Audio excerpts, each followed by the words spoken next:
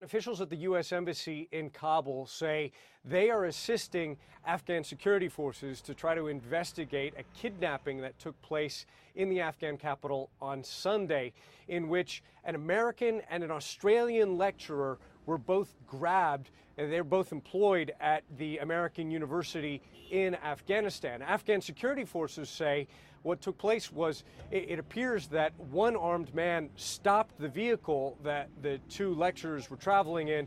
Another man then broke through the passenger side window of the vehicle, and then they made off with the two foreign academics there. This, of course, raising fears in the Afghan capital about the threat of kidnapping. And I was there earlier this summer, and the security risks have gotten to such a high degree that foreign diplomats, U.S. diplomats, won't even drive the short distance. We're talking about 3 miles or less from the main airport in Kabul to the U.S. Embassy. They're flown by helicopter that short distance.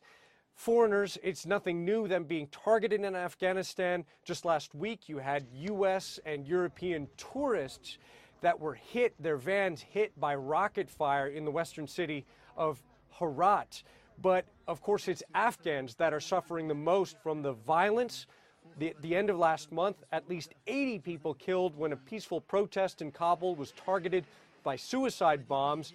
The claim of responsibility coming from newcomers to the Afghan conflict, ISIS.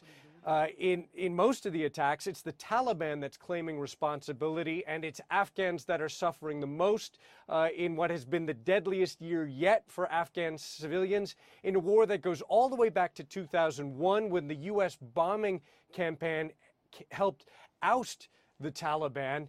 This has been the longest foreign war that the U.S. has fought in its history.